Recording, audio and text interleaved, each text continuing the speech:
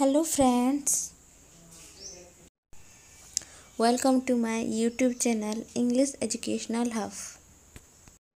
आज का हमारा जो टॉपिक है वो जो डैफोडिल पोएम था उसका एमसीक्यू तो मैं लास्ट वीडियो में बना चुकी हूँ। आई होप वो आप सबको समझ में आ गया होगा। तो ये इस वीडियो में मैं आपको वो डैफोडिल पोएम का थोड़ा 2 और 3 मार्क्स का जो क्वेश्चन होता है वो डिस्कस कर दूंगी। बस 11 क्वेश्चन ही हैं और ज़्यादा कुछ नहीं।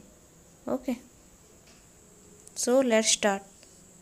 अभी हम इस स्लाइड में क्या क्या डिस्कस करेंगे। आपके जो शॉर्ट क्वेश्चन है जो 3 मार्क या फिर 2 मार्क का जो आते हैं, अभी तो 3 कर दिए, जो 2 था। तो लेट्स स्टार्ट। वही डैफोडिल की पोएम के ही क्वेश्चन हैं, तो थोड़ा कर लेते हैं उसको भी।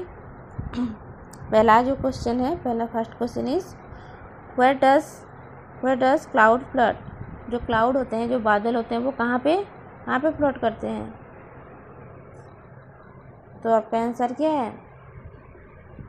वो आपके जो पहले लाइन पहले स्टांजा में पोएट जो आपको डिस्क्राइब किए हैं, बोलेंगे नहीं, clouds on high over valleys and hills. वो तो वही आपका आंसर है। क्लाउड जो होते हैं वो आसमान में फ्लोट करते हैं। और आसमान कहाँ होता है? वैलीज और हिल्स के ऊपर होता है। पहाड़ पर्वत जो होते हैं उसके ऊपर आसमान दिखाई देता है और आसमान में क्लाउड जो होते हैं वो फ्लोट करते हैं। तो वही आपका आंसर है। वाह, तो आप लिखना। Second question, what is the meaning of golden daffodil. वही फर्स्ट स्टैंजा में ही है गोल्डन डैफोडिल, जो एक लाइन है, a host of golden daffodil poet लिखे हैं।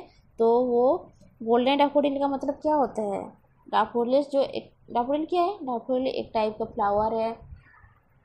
आप जो फ्लावर की येलो कलर के होते हैं, तो वो तो येलो कलर के होते हैं। तो यहाँ पोएट उसको गोल्डन डैफोडिल क्यों बोल रहे, गोल्डन कलर के क्यों बोल रहे हैं?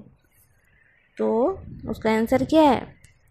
जब सनलाइट उन पर गिर रही थी, वो सारे host a large number of golden daffodil जो थे, उन पर जो सनलाइट गिर रही थी, तो वो जो येलो कलर के जो सारे फ्लावर्स थे वो कैसे दिख रहे थे? वो सारे गोल्डन दिख रहे थे, इसीलिए उनको पोएट जो है गोल्डन डैफोडिल बोले हैं। वाह, okay, come to the next question. What is our next question? What is the significance of fluttering and dancing daffodil?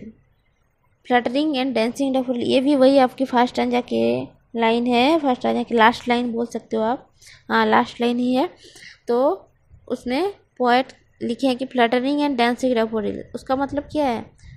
Daffodil वो तो वो नाच सकते हैं क्या? वो तो एक फ्लावर है, वो कैसे नाचेंगे? नहीं नाचेंगे, लेकिन नहीं नाच सकते हैं। लेकिन पोएट को क्या लग रहा है उन सारे डैफोडिल्स को देख के, कि वो लोग जो स्लो विंड जो बह रही थी, जिसको ब्रीज बोलते हैं, उसके सहारे वो सारे जो फ्लावर्स थे वो फ्लटरिंग एंड डांसिंग फड़फड़ाना। फ्लटरिंग का मतलब फड़फड़ाना होता है, लेकिन यहाँ थोड़ी फड़फड़ा रहे हैं क्या?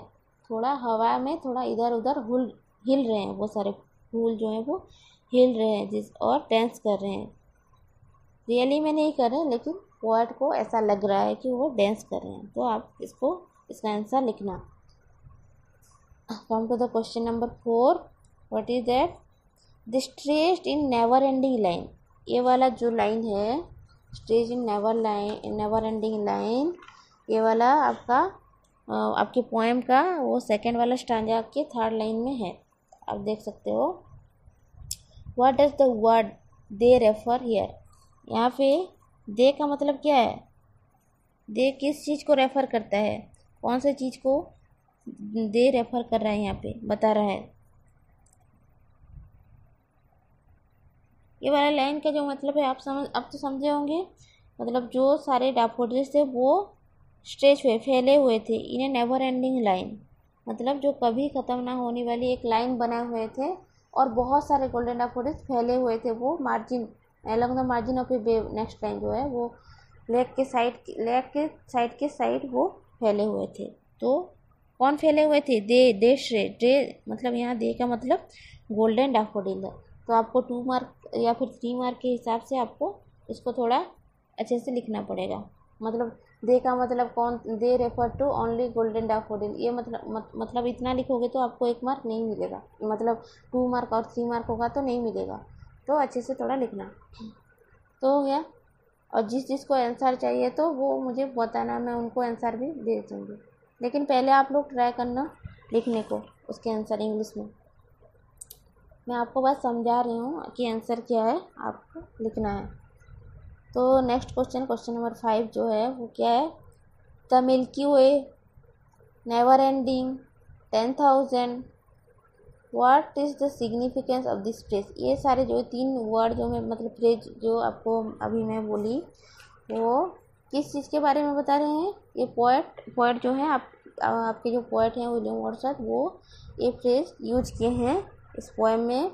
तो ये फ्रेज यूज़ करने का मतलब क्या है, वो क्यों ये सारे फ्रेज यूज किए हैं। द मिल्की वे को क्यों यूज किए हैं, नेवर एंडिंग क्यों है, 10,000 क्यों यूज किए हैं।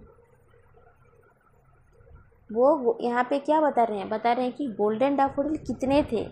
गोल्डन डैफोडिल्स का वो जो नंबर बता रहे हैं कि वो बहुत सारे थे, मतलब वो गिन नहीं सकते हैं। बस ऐसे ही वो कंपेयर कर रहे हैं इस सारी चीज़ों के साथ। क्यों? क्योंकि वो गोल्डन डैफोडिल्स का नंबर हमको कितना बताना चाहते हैं कि वो इन्फिनिटी थे। इन्फिनिटी के बारे में बता रहे हैं। आप चाहो तो लिख सकते हो कि ये इन्फिनिटी को बता रहे हैं बोल के। वाह। तो क्वेश्चन नंबर आपका 6 हुआ। तो in question number 6, what does the jocund company refer to. Jocund company का मतलब क्या है, ये आपका थर्ड स्टैंजा में है। वो MCQ में भी आपको मैं बताई हूँ। वर्ड बोले हैं ना, a poet could not but be gay in such a jocund company. Jocund company का मतलब क्या है, एक आनंददायक साथ पाकर।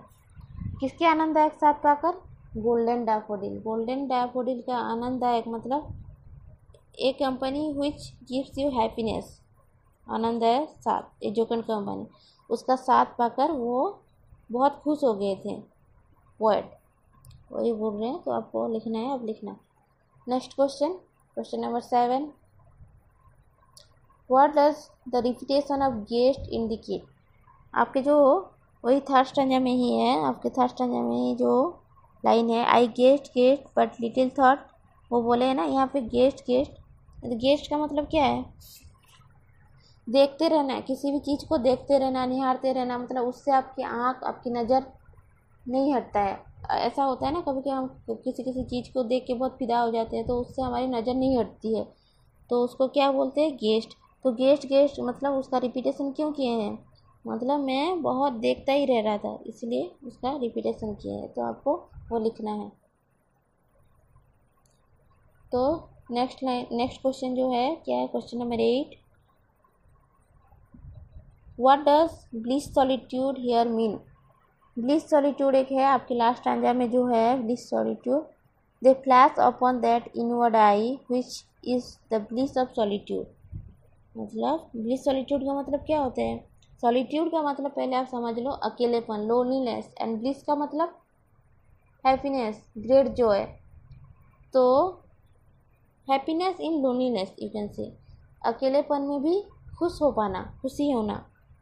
तो ये किसके वजह से उनको अकेलेपन में भी उनको खुशी मिल रही थी, ग्रेट जॉय मिल रही थी, वो गोल्डन डैफोडिल्स का जो नज़ारा था वो आज जब वो पोएम लिख रहे हैं उनके घर में काउच में बैठे हैं पोएट, तो उनके आंखों में वो फ्लैश हो रही है, वो उसका नज़ारा आज भी वो महसूस कर सकते हैं। आज जब वो अकेले हैं, अकेलेपन में भी वो उनको खुशी दे रहा है, अकेलेपन का ब्लेसिंग है समझ लो।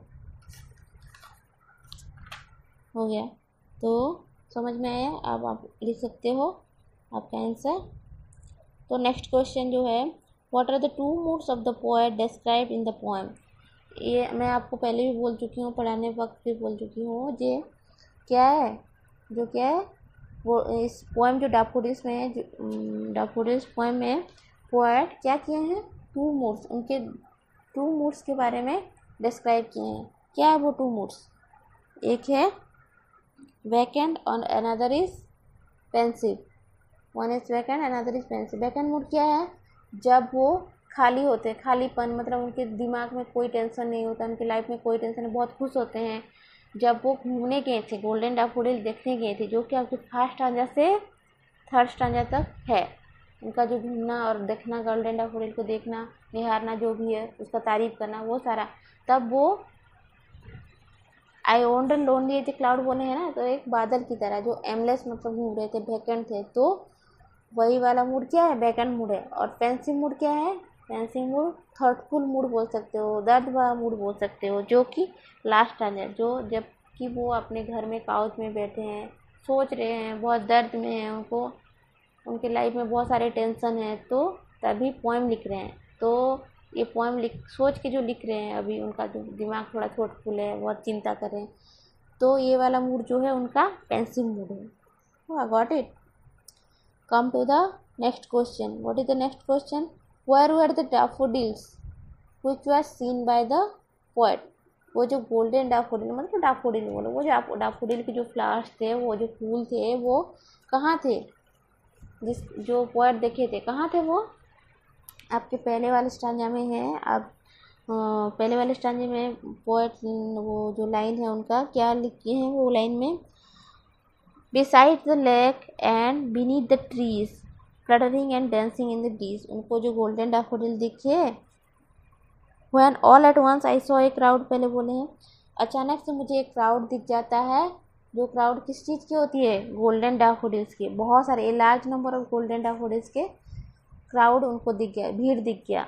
और वो कहाँ दिखा था उनको, beside the lake and beneath the tree. आपको इतना लिखना है, तभी आपको 2 और 3 मार्क मिलेगा, नहीं तो नहीं मिलेगा। तो आपको बस अगर आप लिख दें कि बिसाइड द लेक, मतलब लेक के साइड में, एंड अंडर द ट्री मतलब बीनीथ द ट्री, अगर आप लिखते हो तो इसमें आपको 2 मार्क या फिर 3 मार्क नहीं मिलेगा। तो उसके लिए आपको थोड़ा अच्छे से लिखना होगा। मतलब उनको अचानक से दिख गया गोल्डन डैफोडिल, और वो कहाँ दिखा उनको, beside the lake and beneath the tree, ये वाला आंसर है। हुआ। next question, what is your next question? And last question you can say, question number 11. What does happen to the poet when he lies on his couch? Poet को क्या हुआ, मतलब poet जब उनके काउच में बैठे थे तो क्या हुआ, घर में उनके सोफे में जब बैठे थे तो क्या हुआ, जो आपके लास्ट आंजा है, या ये वाला भी आपके क्वेश्चन में आता है बहुत ज़्यादा, तो आपको जानना ज़रूरी है ये वाला भी आंसर। क्या हुआ, जो अपने सोफे पे बैठे तो उनको वो, जब वो दर्द भरा मूड में है, पेंसिव मूड, थॉटफुल मूड में है, तो उनको वो गोल्डन डैफोडिल का जो नज़ारा है वो उनकी आँखों में, इनवर्ड आइज में क्या हो रहा है, फ्लैश हो रहा है, उनके दिमाग में वो फ्लैश हो रहा है उसका नज़ारा। आज भी वो यहाँ पे घर में बैठ के भी, सोफे में बैठ के भी वो याद कर सकते हैं, महसूस कर सकते हैं वो वाला कि वो कैसा था। तो वही हो रहा है, जो कि उनको क्या कर रहा है, वो वाला जो नज़ारा ब्लिस ऑफ सॉलिट्यूड है उनके लिए, अकेलेपन में भी उनको खुशी दे रही है, happiness in loneliness you can say. तो जो कि उनके हार्ट को बहुत प्लेजर दे रहा है, बहुत खुशी दे रहा है, ये वाला आप लिख सकते हो। और पोएम यहाँ पे बैठ के क्या कर रहे हैं, पोएम लिख रहे हैं, ये वाला लिखोगे, आंसर यही है। तो with this your question answer is complete question.